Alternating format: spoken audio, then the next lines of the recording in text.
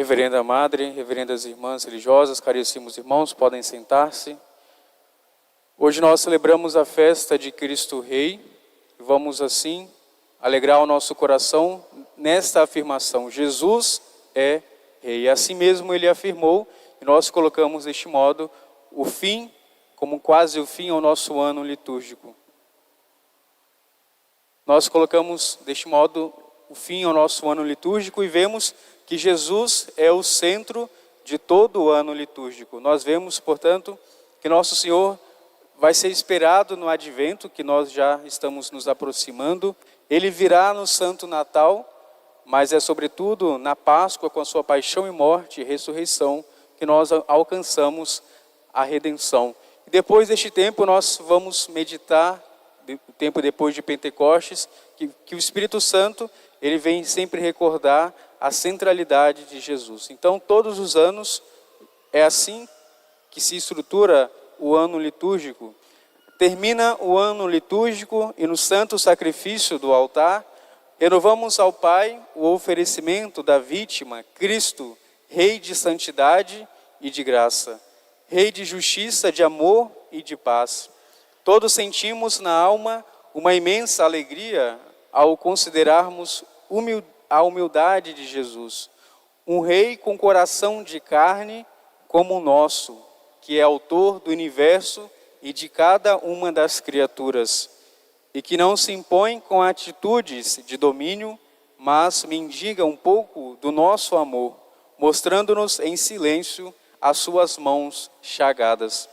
A Sagrada Eucaristia, que se conserva no sacrário, nos lembra justamente o modo como Jesus reina no meio de nós. Como é possível então que tantos ignorem a Jesus? Porque se houve ainda este protesto cruel, não queremos que ele reine sobre nós. Há na terra milhões de homens que se defrontam assim com Jesus, ou melhor, com a sombra de Jesus, porque na realidade o verdadeiro Cristo eles não o conhecem, nem viram a beleza do seu rosto, nem perceberam a maravilha da sua doutrina. Diante deste triste espetáculo, dessa triste realidade, nós nos sentimos inclinados a desagravar o Senhor. Ao escutar este clamor que não cessa e que se compõe não tanto de palavras como de obras pouco nobres, experimentamos a necessidade de gritar bem alto: convém que ele reine. Muitos não importam que Cristo reine, opõem-se a ele de mil formas, nas estruturas gerais do mundo e da convivência humana, nos costumes, na ciência, na arte, até mesmo na própria vida da igreja.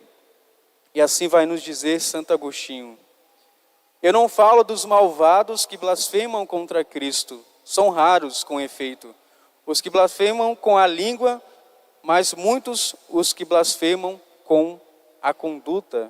Aqueles que foram amados profundamente por Cristo são justamente aqueles que lhe causam maior dor. E o Papa Pio XI, ao instituir esta festa de Cristo Rei no século passado, que foi um século ao mesmo tempo tão frutuoso para a igreja, onde ela teve tantos mártires, mas também isso demonstra que ela foi muito perseguida, e eles perseguiam justamente a Jesus. Então, para reparar essa honra de Deus que foi tão ultrajada no meio de nós, o Papa Pio XI vai instituir a festa de Cristo Rei. Se tantos se intitularam como o Messias, que se intitularam como a solução para a sociedade naquele momento, nós temos grandes ditadores que se comparam como que ao anticristo. Eles se colocavam a sua postura antepondo a predominância, o domínio de Jesus, e deste modo o Papa, para reparar essa conduta, ele vai instituir a festa de Cristo Rei.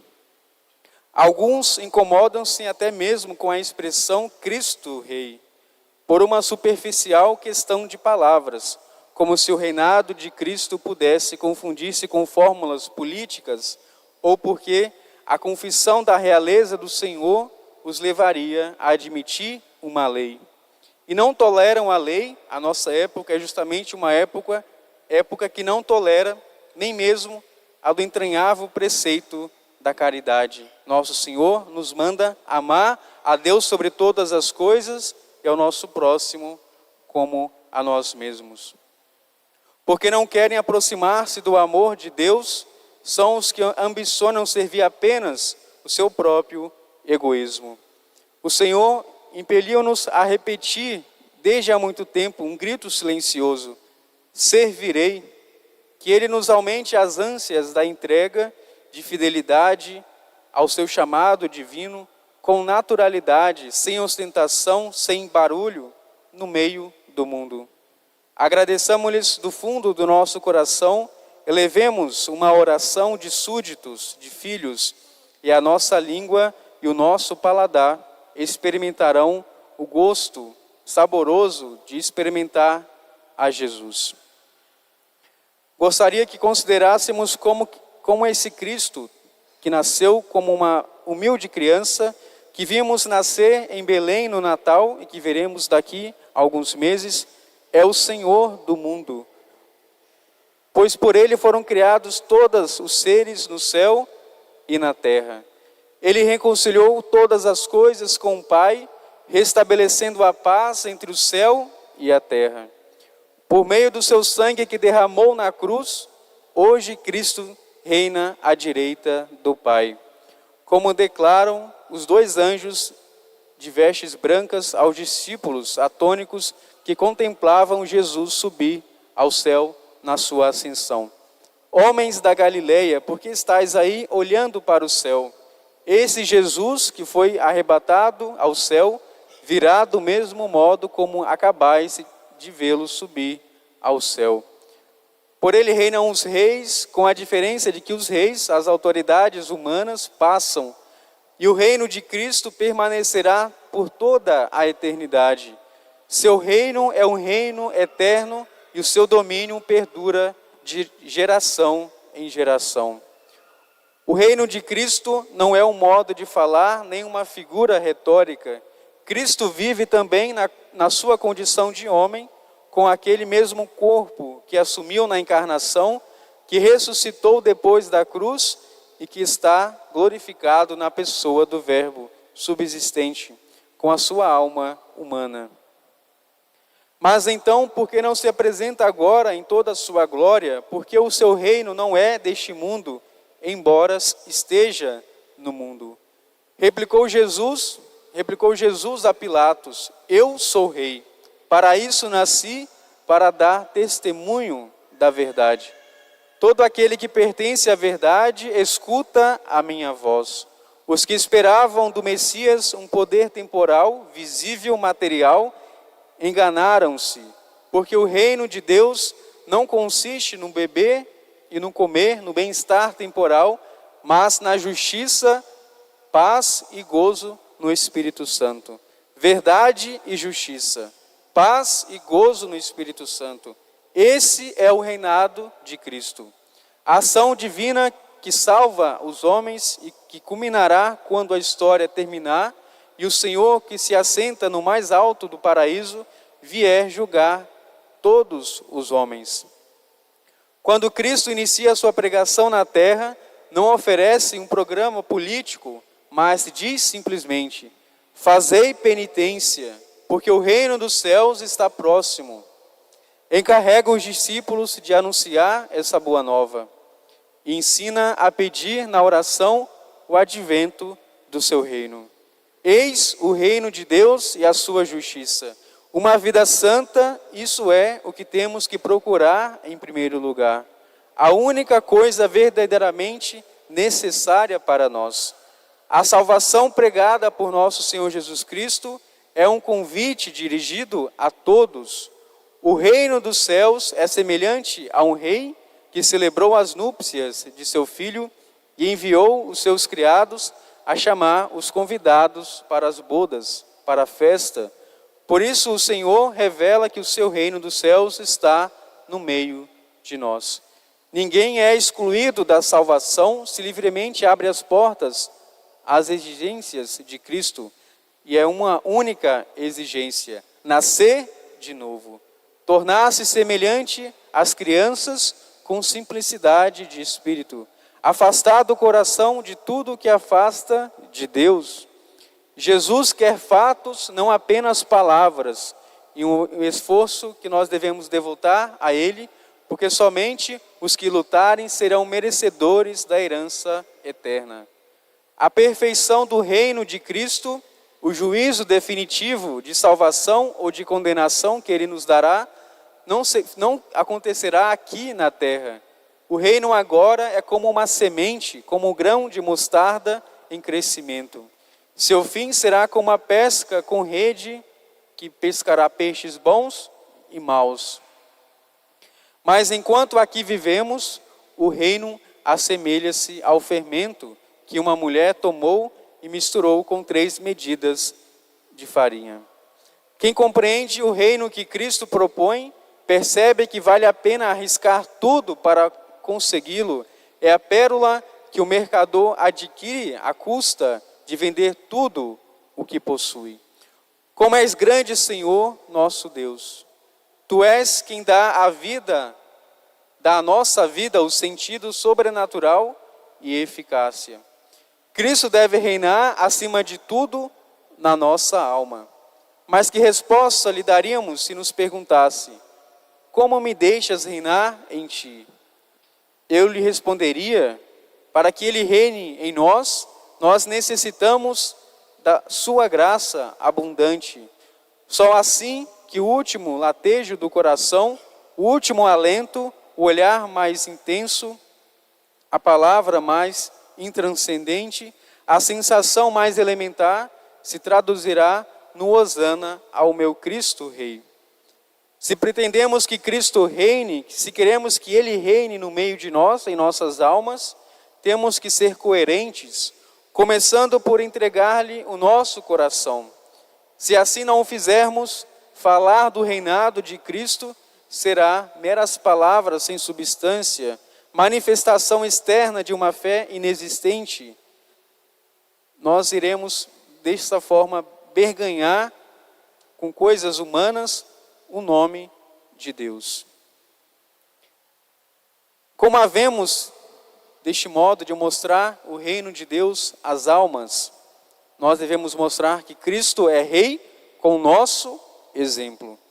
Que sejamos suas testemunhas em todas as nossas atividades, mediante a nossa voluntária servidão a Jesus Cristo, porque Ele é o Senhor de todas as realidades da nossa vida, porque Ele é a única e a última razão da nossa existência.